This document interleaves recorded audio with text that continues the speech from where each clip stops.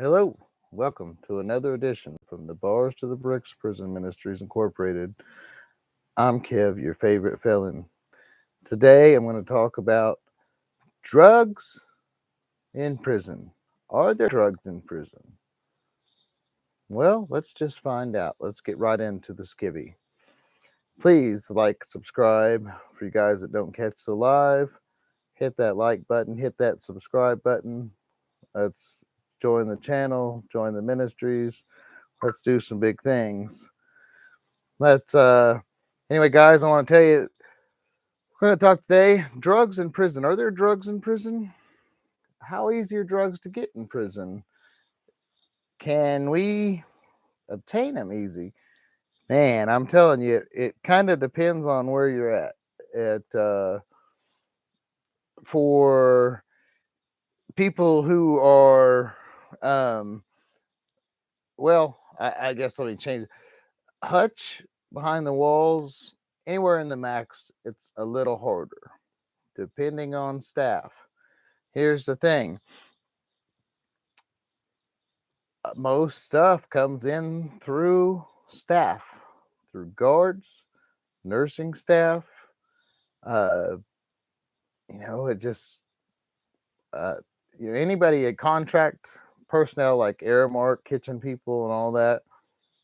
That's where a lot of the stuff comes in. But El Dorado, when I first got there wasn't a lot there. Hutch behind the walls, there was some, but you're talking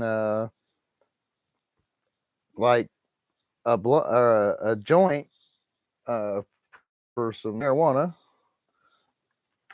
We'll use this piece of paper as an example. The piece of paper, really tiny. There's a pin. A joint like that thin, about barely got some sprinkles in there. $6, $10, if you can find it.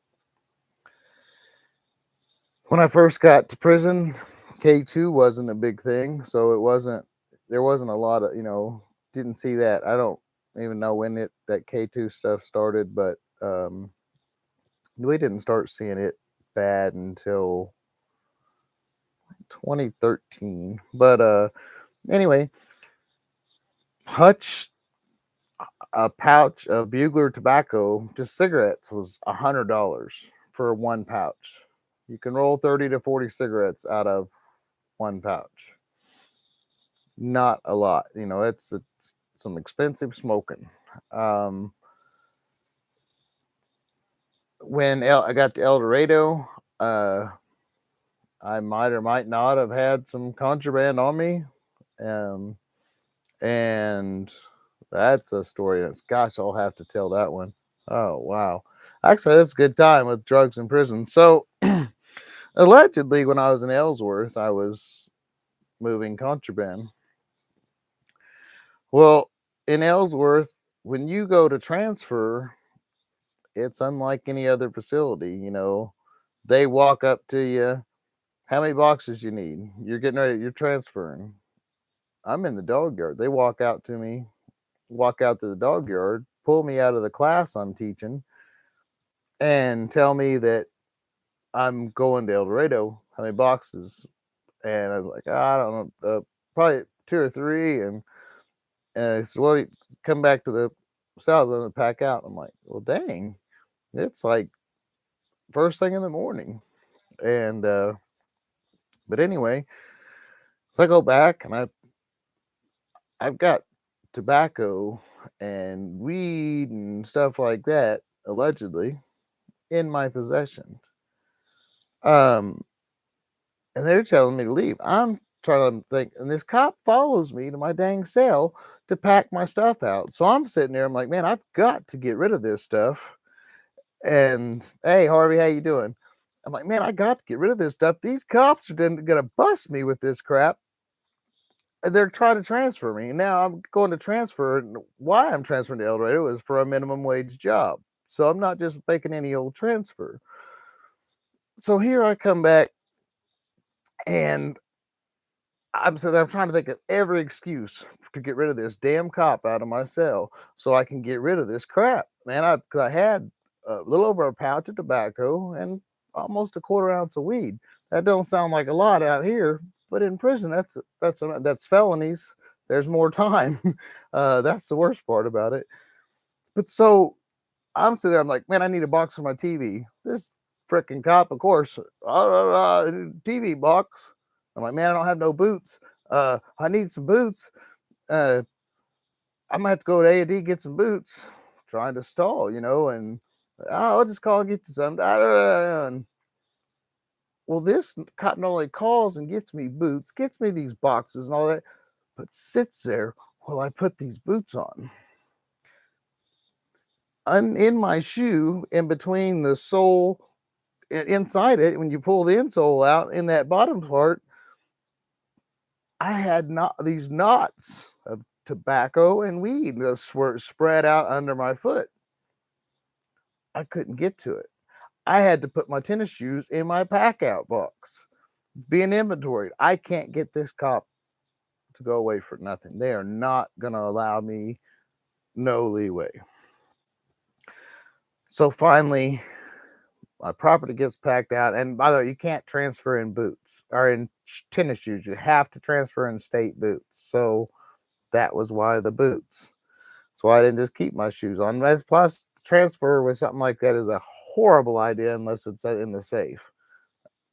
And yeah, everybody, for those who don't know, the safe for the back door, the internal storage facility, but up the caboose. But anyway, I'm freaking out. Can't get my stuff. Of course, now, of course, too, I don't leave till the next day. So now I'm stuck almost 24 hours without nothing. I don't have no cigarettes. I don't have no weed or nothing. And at that time, I was very dependent on them things. And like, man. So next day, transfer, get to El Dorado, get off the bus. Oh, yeah, we're getting the blues, leaving A&D. I'm like, all right, go get our property. Oh, no, they'll call you out tomorrow after they go through it. Huh? And said, oh, yeah, they got to go through the property. And then they'll call you out sometime tomorrow. Man, I was sick. I knew I was busted. Next day, that next morning, they called me and, yeah, go get your property. Man, I rushed down there and Sarge hands me that box and here's sign here, check your electronic. I'm trying to take my charge real quick. I reach and grab my shoes on. I see them on top of that. Wow, oh man, I need these. This is so uncomfortable. And I put them shoes on. I put a foot down and I felt them knots under my foot. And I was just such a relief because those were felonies. But so that's not the crazy part. And then when I get there, there's so little tobacco and weed and stuff that I sit on this stuff and I'm trying to sneakily smoke it and all that. And guys are like, they smell it and it's horrible. But I ended up getting rid of the stuff because it was just too loud and it just wasn't around in El Dorado and they were serious about enforcing it. So at that time, it wasn't as bad. And I guess things have changed now. But 2015, when I got evicted from El Dorado and shipped up to Lansing, I get behind the walls in Lansing. I don't think I've been in areas of the ghettos or in like some of the worst areas in Wichita growing up that was this bad. You'd literally be sitting there playing pinochle or something. People be coming to your door to the bars, like, "Hey man, you want some deuce? You want some dope? You want some heroin?" You know. First of all, who the hell are you? I don't even know you. No, I don't want any of that. And go away from my house. That was a constant. You'd have people walking by with hands full of sticks, which are the K2 what they call when they roll the joints up for K2, they call them sticks, and they're very, again, paper thin, hardly nothing. And they'd sell these sticks at, hey man, you want some deuce, sticks of deuce, $5, $5, stick of deuce, some gas, you know. And I tell you what, if there's people falling out over it, going life support coming, and they're rushing to the hospital dead, and reviving them. The crazy thing is, the worse the drug, the heavier the drug, the more dangerous it is, the more idiots you got on the yard.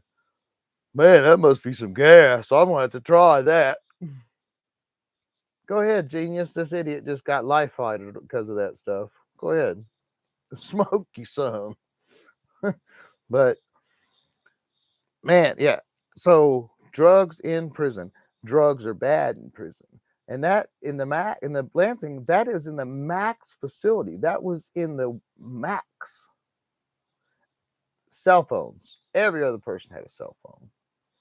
There was, I don't, well, I had to spend my money on collect calls because I got family that would call the police. If I called my peeps and that collect message didn't come across, my biological mom is a rat and looks for a reason to lock me up. Yeah, nope, ain't gonna be able to do that. But none of that. None of my people have been like, except for like my one cousin, and she's kind of gangster, and she still kind of is. So I mean, that I could have called her, but I mean, there wasn't a lot of people. But I mean, the phones were, if I were to have had one, I probably would have used mine more for music and other communications and stuff. But if I would have had one, but the drugs, a lot of times are controlled by certain gangs. Uh, there's some groups that are bigger than others that control some yards. At the time when I was on the yard in Lansing in 2015, that yard was ran by the GDs, and it was ran by um, well, pretty much the GDs. I mean, there are some Serranos and stuff there, but it was mainly GD. But it was, you just don't, you got to be careful if you get in that business because you're infringing on someone's toes. And unfortunately, there's a couple things happen in today's world. One of the biggest things you got to worry about is someone telling on you. Your competition, they'll snitch you out, so that way they can do away with competition. Or someone that owes you money, they'll snitch you out, so maybe they can get rid of you and they don't have to pay you. But not to mention the obvious, the beatings, the stabbings, murder, whatever the case, because someone owed them money over drugs. But there is terrible, terrible problem with the K2, with the deuce. That stuff is deadly. It's killing people. It's been killing people for years. Christmas of 2014, they were late clearing count a little bit. I know they cleared count real early. They let us out first. They started opening cells, and they were late calling me out to go work the food stand. And I'm waiting and waiting and waiting because we got to open this food stand before the visitors come. We got to get food prepped and get everything ready. So when people come in, we can serve the people and the inmates and their people, the visitors. And well, finally, they let us out. And look at the commotion stuff. And they let us out. This kid, 20 something years old, had smoked some K2, decided he could fly, jumped off the top tier in El Dorado in East A, Cell House now, jumped off the run, broke his neck, and died. This kid was like 23 years old, Christmas Day. His family found out when they came to visit him that day that he had just jumped to his death. And the officers in the facility didn't bother to tell the family when they were sitting there, and they allowed the family to come in and sit in visitation and wait for this man. They didn't bother to tell him that he was even on the way to the hospital. They went ahead and processed his family in and all. And the reason I say, you probably thinking, oh, they might not have known or whatever. Anytime someone's leaving that facility, especially in an ambulance, it don't matter, a coroner's van, a DOC vehicle, whatever, they know, especially up front, they know, because there will be an ambulance or a vehicle coming in and out of that Sally port. The same people that run through and check visitation and all that also process vehicles through there, through the officer, via the officer of the North Tower. So it it was sad, but that was K2. I've seen guys, um, all sorts of stuff, strip the clothes off, try and jump out third story windows, second they fly, run around the yard, just butt, booty naked, uh, like just flipping out. I had a buddy that had his fan holding on to it, just he's living talk like, bro. And then 10 minutes later, he's up under his bunk, like literally under the bunk, like bottom bunk, under on the floor, up under the bunk, looking like a scared little puppy dog or something. Crazy, sad. Anyway, as Forrest Gump says, that's all I have to say about that. It's a bad, grave situation, people. In the minimums, it's still there. It's actually less drugs in the minimum than there were in Lansing in the max. Yeah, it's crazy. And I can't say that for Lansing minimum. Everywhere in Lansing was just wild. If a guy wanted to just go party, act a fool, be stupid, don't give a damn about rehabilitation, don't care about no programs, don't want to do nothing with his time but party and be a fool, Lansing is where you want to go. They will hook you up. They have no opportunities. Their reentry department sucks. Their programs suck. They have no focus on helping you get better. They don't care if you get out, if you come right back. They don't care. So Lansing would be the place to go. Everyone in Lansing was just insane, no matter on every level. But if that's what you want, that's where you go. Anyway, guys, thank you for watching. Please like, subscribe, and comment. We need to do something, try to change the world. It's become a terrible, terrible place. And if you haven't done so, grab them from the bars to the bricks, dad up mugs. Go to my about section. There's links on my banner. There's links to Teespring. There's mugs, hoodies, hats, t-shirts, beanies, all sorts of stuff I can't afford. But anyway, thank you for your support. I appreciate everybody for watching. Have a good night. I'm out.